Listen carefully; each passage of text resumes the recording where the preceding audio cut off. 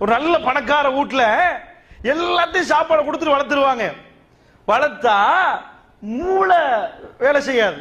யாராவது ஒருத்தன் வந்து அழுகிறான்னு வைங்களே, உணர்வோட வளர்க்கப்பட்டால் எப்பயுமே அழுக கண்ணீர் சிரிப்புண்டா அவருக்கு அந்த மாதிரி ரைட் பிரெயினர் சொல்லுவாங்க, வலது மூலக்காரர். 4 பேர் வந்து அழுது கேட்டா ஏமாந்து அத்தனையும் கொடுத்துருவார். நீங்கள் அவருக்கு லட்சம் லட்சம் கொடுத்தாலும் அவர் நடுத்தெருவுக்கு வந்துருவார்.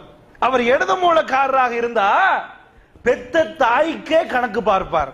இலங்கையில ஒரு கவிதை சொல்லுவாங்க.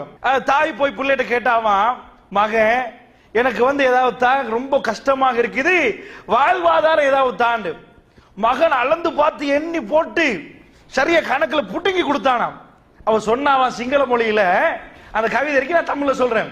மெனலாத பொத்தியே மானும் பட்டு கிரிது உண்ணே, உனக்கு என்னடா அளந்து பார்த்து லிட்டர் மில் லிட்டர் கணக்குலயே நான் பால் தந்தேன், அழுக அழுக பால் தந்தேன், இப்ப நீ எனக்கு புடுங்கி போடுறாய் அப்படின்றாங்க. அது என்னண்டா, இது லாஜிக்கல் பிரெயின் ஓவர் ஆச்சுன்னு வைங்க, எப்ப பார்த்தாலும் கணக்கு அது இது ஓவரா போச்சுன்னு வைங்க, அவனுக்கு அன்பு பாசமே இருக்காது. இது அப்படியே ஷட் டவுன் ஆகிரும். இப்ப இவனுக்கு என்ன விளங்கும்டா, ஓ எவ்வளவு லாபம், பாப்பா எவ்வளவுக்கு விற்கலாம், அவன் யோசிப்பான், எவ்வளவுக்கு கொடுக்கலாம், இது என்ன பண்ணலாம் என்று கணக்கு போடுவான். இதுதான் இடது மூலக்காரர், அன்பு பாசமே இருக்காது. இந்த ரெண்டும் பேலன்ஸ் பண்ணணும்.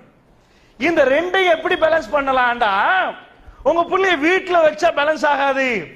இதையும் கொடுக்கணும் அதையும் கொடுக்கணும். இது ஹிஸ்டரி என்ற ஒரு பாடம் எதுக்கு போட்டாங்க தெரியுமா? இந்த ரைட் பிரெயினை டெவலப் பண்ணணும்டா, உணர்வா பேசணும்.